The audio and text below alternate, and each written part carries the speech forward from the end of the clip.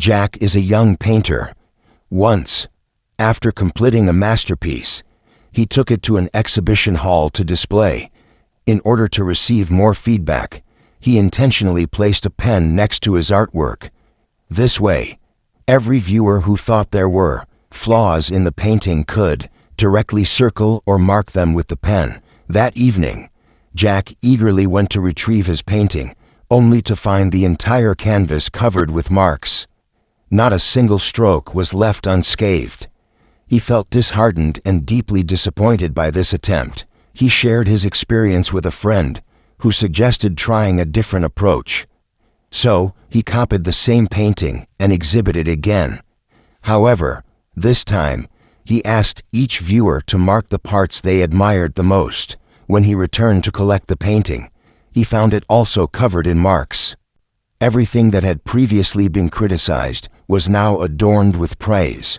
"Oh," he said with emotion, "now I have finally discovered a mystery. No matter what you do, you cannot please everyone, because what some may see as ugly, others may find beautiful." The scenario at the art exhibition is something we often encounter in real life. The same actions and individuals can receive different treatments, resulting in different outcomes. Upon reflection, this is not surprising, as everyone has a different perspective and understanding of things. Whatever we do, we must have a clear understanding of ourselves, maintain our own opinions, and not lose ourselves or change due to temporary criticism and gossip from others. Stay true to your own convictions. Many years ago, there was a talented and self-proclaimed wise writer in a certain place. Whenever he heard someone mention how great a certain Zen master was, he would be full of disdain, thinking to himself that those people were just a group of monks who hadn't even seen the vast world. What could they possibly achieve? However, after hearing endless praises from people, he decided to personally test it out. The person he visited was the renowned Zen Master Nanin. Upon hearing that a writer was coming to visit, Zen Master Nanin carefully prepared the finest tea to entertain him. After exchanging pleasantries, they sat face to face. The writer was the first to speak, expressing his desire to seek advice from the Zen master. Nanin, who had already heard of the writer's great reputation, did not immediately agree, but instead pointed to the teacups on the table and said, "Our temple is disorderly, lacking in proper respect. I have prepared some tea leaves, and I kindly ask the sir to taste it first." With that, Zen Master Nanin began pouring the tea. After a few seconds, the teacup was already full, but Zen Master Nanin continued pouring as if he didn't see it at all. "The teacup is already full. Why do you keep pouring?" The writer interjected, puzzled. "Because this teacup is you," the Zen master replied. "Me? I really don't understand the Zen master's meaning." The writer shook his head in confusion. "Your mind is already filled with your own views and thoughts, full of your prejudices, so there is simply no room to accommodate new things. In this state, how can I talk to you about Zen?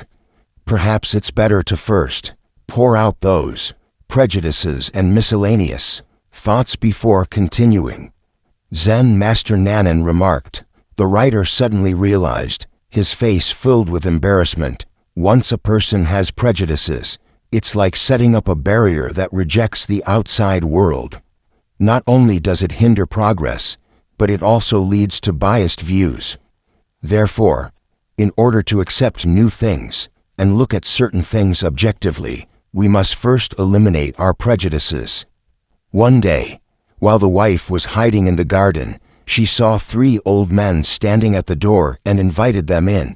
The old men looked at her and gently asked, "Is the master of the house at home?"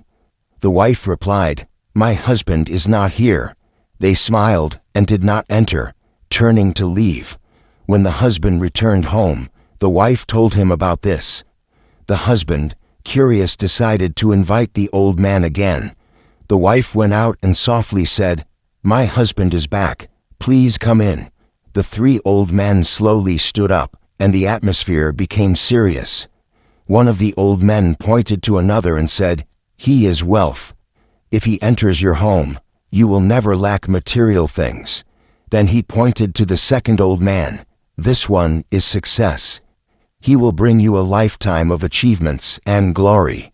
Finally, he pointed to himself and said, "I am love. I will bring warmth and harmony to your home." The old men looked deeply at the couple and said solemnly, "You can only choose one of us." The wife returned to the house and repeated the old men's words to her husband. After thinking for a while, the husband said, "Let's invite wealth. We will never lack money and material things." The wife frowned and replied, "I think we should invite success. It will bring glory and achievement to our lives." The couple fell into deep hesitation. At that moment, their young daughter ran out of the house and with innocent wisdom said, "Mom and Dad, if you choose love, your home will always be filled with warmth and harmony.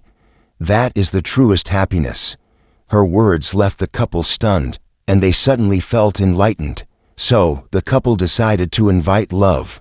The wife went out again and gently asked, "Which one of you is love?" Love smiled and stood up. A warm aura immediately filled the air, and the whole house seemed to become soft and cozy. The other two old men also stood up and slowly entered the house. The wife, puzzled, asked softly, "I only invited love. Why are you two coming in too?" The old men smiled and replied, "Because love is the source of all things. Where there is love, there is also wealth and success." The couple finally understood that true happiness is not just about wealth and glory, but it comes from love. With love, not only warmth and harmony are brought, but everything good follows.